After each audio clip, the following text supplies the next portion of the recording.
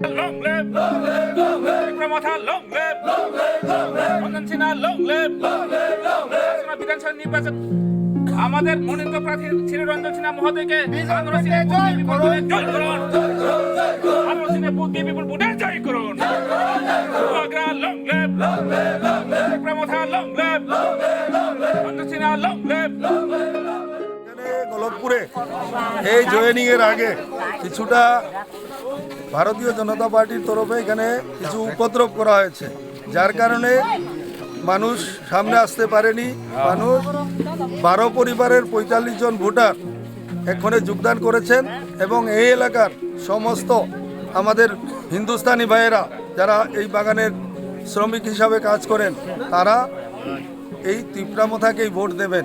কেননা তিপ্রামথা পার্টি তার নির্বাচনী ইস্তাহারে বাগান শ্রমিকদের জন্য কি করবেন সেটা প্রকাশ করেছেন, কিন্তু যে পার্টি আজকে সরকারে আছে তারা কিন্তু সেই রকম বাগান শ্রমিকদের জন্য কোনো পরিকল্পনা বা কোনো কর্মসূচি বা কোনো প্রকল্প তারা হাতে নেয়নি, যার কারণে এই বাগান শ্রমিক যারা সবাই ভারতীয় জনতা পার্টি ছেড়ে আস্তে আস্তে তিপ্রামথাতে চলে আসবেন এবং তিপ্রামথা পার্টিকে তারা ভোট দেবেন এবং তিপ্রামথা পার্টি এইখানে চণ্ডীপুর বিধানসভা নির্বাচনী ইস্তাহার যারা পড়তে পারেন ফেসবুকে দেওয়া আছে, সেটা বের করে আপনারা পড়বেন।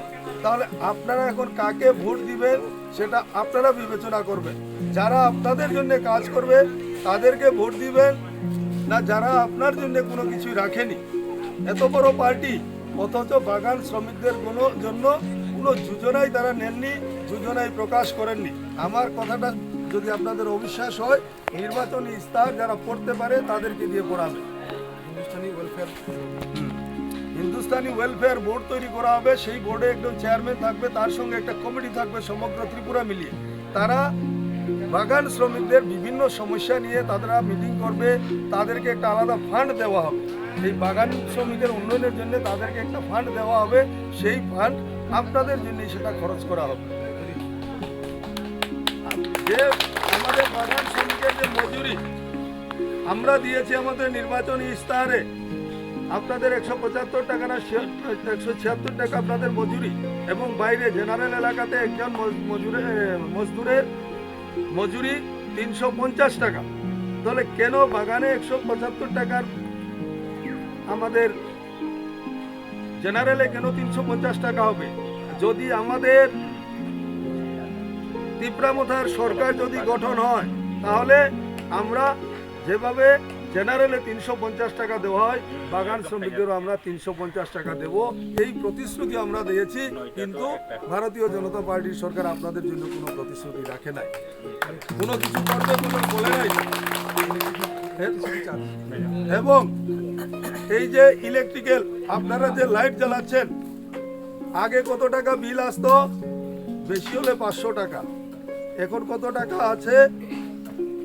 এখন কত টাকা কমে 1000 2000। আমি নিজে আমার বাড়িতে আমি প্রায় 500 টাকা 600 টাকার মতো বিল দিতাম, এখন 2500-এর উপরে আমাকে মাসে বিল দিতে হয়।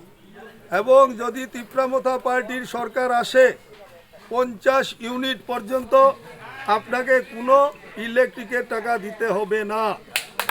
50 ইউনিটের পরে যদি আমার 50 ইউনিট থেকে বেশি হয়, আমার 60 ইউনিট হয়ে গেছে, তো আমি মাত্র 10 ইউনিটের পয়সা দেব। 10 ইউনিটের পয়সা দেব। 50 যদি 60 ইউনিট আমি ব্যবহার করি তাইলে আমরা 10 ইউনিটে 50 ইউনিট আমার ফ্রি থাকবে, 10 ইউনিটের টাকা আমরা দেব। এটাও ভারতীয় জনতা পার্টি দিল্লিতেও সরকার আছে, এইখানেও সরকার আছে, তারা কিন্তু এই কথাগুলা বলে নাই। তো যার কারণে ভারতীয় জনতা পার্টি আপনাদের কাছে আসে, আমিও আসতাম, আমিও ভারতীয় জনতা পার্টিতে ছিলাম, যে ঘর